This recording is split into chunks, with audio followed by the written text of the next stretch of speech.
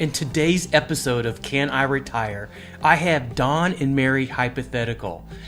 This is just a completely fun case study that we're going to see if they should be doing a Roth conversion or not.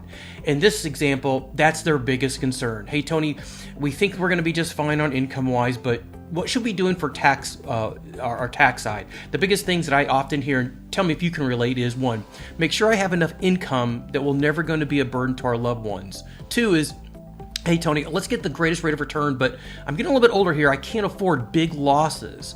Three is I'll pay my fair share in taxes, but I really don't want to pay a penny more. Four is let's make sure that we take care of our health care, which includes long-term care. I don't have a policy. What do I do so the whole thing doesn't fall apart? Because I understand that it's like the number one thing that causes a financial plan to fall apart. And I love my spouse, and I want her to be okay if something ever happens to me.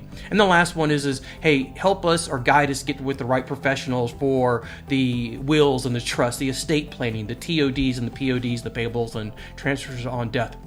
So we're going to dive right into this case study and take a look at should they be doing Roth conversions or not. So I've got Don working for ABC. He makes $100,000 a year, and he wants to retire in about 2 years from now. His wife, Mary, works for XYZ, makes $60,000 a year, and she's going to retire at the same time. If I scroll down to their Social Security benefits, you can see Don's primary benefit is $2,500. Now, this happens all the time. Don didn't know his primary insurance amount at his full retirement age, which I believe for him, it should be 67. And Mary, the same thing. They didn't know what it is, but they knew that it was approximately this dollar amount. That's very common. But what we'd like to eventually do is go over to the ssda.gov site, get logged in, and actually print out exactly what their Social Security is going to be, so this can be more exact. I'd like to dive into this calculator and go in here and put in what their primary insurance amount is going to be at their full retirement age. Then it's going to show us what is the best option, when is the best option to take Social Security. We want that probability of success to be the highest, not just say, oh, let's turn it on at 62 because we're getting ready to retire, or hey, let's turn it on at 64 because that's the day we're going to retire, the age we're going to retire at. Let's really go in and do some math and see what makes the best sense, not just flip it on because there's no rhyme or reason behind it. So over here we've got pensions. So basically, for right now, I'm just going to use the cost of living adjustment of 2.25. You can see, if you've watched any of my other past videos, the 10-year average is 2.75, and the 50-year average is 3.70. So you may say, well, Tony, why don't you at least give them 2.75 or 3.70? Well, I'm just being devil's advocate here. I kind of want to paint this worst-case scenario picture. Please remember, this needs to be analyzed every single year, if not often on a regular basis. Just because we put 2.25 in here for cost of living adjustment doesn't mean that's what it should be. This needs to be reviewed every single year. It's just a snapshot in time. Pension, we got a pension from LMNOP, and that benefit amount is $2,500. It's a COLA of 1%. And that 100% will be passed on to Mary in this scenario if Don passes away. We dive over into their assets tab. Don's got a 401k with about $900,000. He's putting in $1,250 a month for his contributions. Mary has a 401k as well. She has $100,000 and she's putting in $500 a month. Right off the bat, first thing I'm thinking of here is Mary getting the full match? And is Don possibly getting the full match, or even maybe overfunding his 401k? So I don't want to leave $3 on the table. So, and you'd be surprised, a lot of people do. They have a 401k at work, and they're not even getting the free money, the match. So if your company does, hey, we'll do 4%, you got to contribute up to 4%. Live off of ramen noodles, whatever you need to do to adjust your standard of living to get that free money. You want to get in that line every single day of the week. You don't want to give up any of that free cash. But on the other hand, is you also don't want to be overfunding for most people. This is a hypothetical case, not for everybody, but most of the time, you don't want to be overfunding it either. Because when you go into retirement, usually your two biggest assets are your house and then this big 401k, this IRA, this pre-tax account that you have never paid taxes on. And then you and I are trying to figure out how are we going to get this money out of this account without going through a tax bloodbath. And if you believe that taxes might be higher in the future with Social Security and Medicare and Medicaid having challenges and our national debt being at an all-time high, if you even think that taxes might be higher in the future, you definitely want to make sure that you're properly funding your 401k. And I know if you're a CPA or an accountant or EA watching this right now, I understand that you believe that, hey, listen, I want to take the deduction that I could possibly get right now. And I could possibly agree with that, but I want you to look from a 30,000 foot view of what it could look like today, 5 years, 10 years, 15 years down the road. Just don't be narrow-minded and just look right now. Let's look at the bigger picture. So we've got a checking account with the savings of about $20,000. A CD looks like a joint account with $200,000 and a high yield savings of $50,000.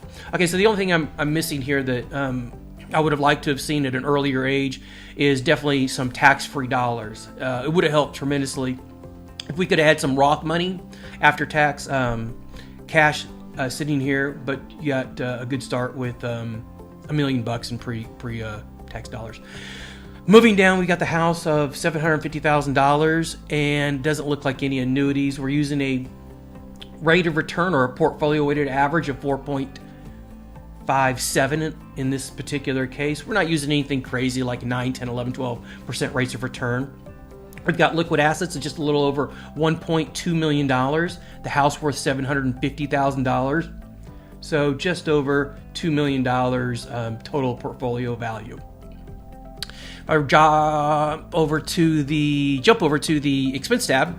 I've got $7,500 in expenses. So they're saying, hey, listen, this is how much I want going into retirement after tax. This is what I want deposited into my checking account. You can see right here, currently monthly expenses after taxes.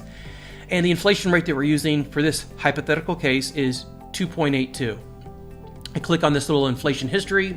You can see that's been the current 10-year average, and the 110-year average has been 3.27. Now I get it. There's a bunch of you who are going to rant and rave and say, oh my gosh, it should be much higher than that, or I think it should be this, or XYZ. Everybody has their own opinion. The neat thing is it takes literally 2 seconds to make a change. We can make it as high, we can make it as low as you want. I'm simply using the current 10-year average. We'll use whatever you want for your particular case. You can see what it has been over the last 110 years on that screen. Whatever makes you happy, that's what we're happy to do for you. I'm going to jump over to the retirement tab. And what I'm looking for here is income, right? It's usually the number one thing that people are concerned about is I don't want to outlive my money and be a burden on loved ones. So you can see that at age 100, they have plenty of money. They have not outlived their cash at all. They're living well within their means. They're just fine. So let's see how this kind of breaks down. Don's 64, Mary's 64 at retirement. Don has a pension of $2,500. If you remember, there's a small little 1% cost of living adjustment. So you can see in the next year it goes to $2,525, and then in the next year it jumps up to $2,550, then $2,576.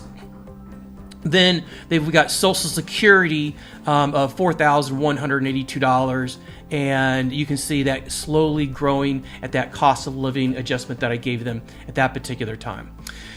Now, they remember they needed $7,500, but in a couple years from now, that's going to feel like about $8,000 because of inflation that we're using. So the computer's telling me here, listen, you've got your pension, you've got your Social Securities, and so I'm going to have to pull out a little bit of money out of my bank accounts to only about $1,700 a month to maintain the standard of living that I want. And what is $1,700? That's only like 20,000, 15, only about probably 2%, not even 2% a year. So I'm not too concerned about that at all. We could bury this money into a CD or something super safe, not even take any money in the stock market risk if that person wanted to. And you can see, if I scroll down here to age 100, the pensions have gone up a little bit, and they still have plenty of money, like I said, at age 100. I like this because it gives me as the advisor multiple opportunities, because life is going to happen. Along the way, they're going to need probably a different car. They're going to maybe most likely want to upgrade the house a little bit. They're going to want to do hobbies like travel to go see the kids and the grandkids. And those are going to be extra expenses that we can dive right in to the liquid assets, pull some money out, and then not disrupt their income plan whatsoever. let's just test this really quick. If I come over to their market tab and take a look at what if we retired and we got some really horrible returns the first 2 or 3 years, minus 10%, minus 13%, minus 23%, those first 3 years, and they're still pulling money out of the account. Let's just see how that lasts. Yeah, it dies out about at age 94. So I'm not too concerned about that, but we do want to monitor it. We want to make sure that we're pulling money from the right places at the right time. So it's glad to see that money is after being stress tested. This is just a hypothetical, right? We can run a Monte Carlo that will show us 1,000 different ways of what could possibly happen. Another reason why you definitely want to make sure that you're doing your reviews on a consistent basis. So remember, this video was about, should I be doing Roth conversions or not? So let's dive over into this next tab. And what I did is I created, just for fun, doing a Roth conversion of $50,000. Now, before you start shooting me a bunch of hate mail or emails on this one here, I did this because someone asked me recently, their thought process was, I want to stay in a 12% bracket. I want to make sure that I don't jump up from 10 to 12 to 22. They were thinking that if they're $1 into the 22% tax bracket, then all of their money is going to be taxed at 22%. And that's just not how it works. We're in a progressive tax bracket system. So the first portion's at 10%, the second portion's at 12%, and then only a portion over a certain dollar amount based on how you're filing your taxes would be taxed at 22%. So you really want to look for your what's called your effective rate. What's the average of those dollars and what brackets that they're falling in? And so I purposely put in this here where it shows only $50,000 coming out over, goodness sakes, for age 64 all the way down to age 82. Would I do this? Probably not. I wanted to make sure that I mentioned that we are in a progressive tax bracket, and we certainly are not going to pay 22% on all of the money that's earned from wherever it's coming from, Social Security's pensions, pulling money out of an IRA account. But I thought it'd be fun to show you it coming out over almost a 20-year period. Likely, probably not. Probably going to convert this in a much faster rate and stay in a nice effective rate, whatever that customer believes in their best interest. Show them multiple ways. I'm not going to use this software for all the tax planning. I'm going to use additional softwares for that as well too. So I wanted to show you this. Even though I'm doing $50,000 a year, in reality, I'm not going to be doing that. But let's just take a look if I did of a current scenario and by doing those Roth conversions over that long extended time. Current total assets, here's their current scenario, their lifetime tax out to age 100 here, if they made it that long. The lifetime tax is $1.3 million. If they did those Roth conversions like I was showing you in this hypothetical case, you can see that lifetime tax is $900,000. So a savings about $300,000-$400,000 in taxes. So would I do that $50,000 over a 20-year period? Probably not. I did want to show you though that in this scenario, in this example, this hypothetical case, you save quite a bit of money in taxes. And I like the fact because you're not dipping into the assets. So it gives us a lot more flexibility to convert faster, to get the taxes behind us before our required minimum distributions pop up into our 70s. It's nice to get those done, but at the same time, you've got to be very careful also of IRMA rules to where if you convert too much, it could pop you into another tax bracket or pay a little bit extra on your Medicare. So a lot of little curveballs. You want to make sure you know what you're doing. And I know people always tell me, they'll say, Tony, please take care of me. Our kids are doing just fine.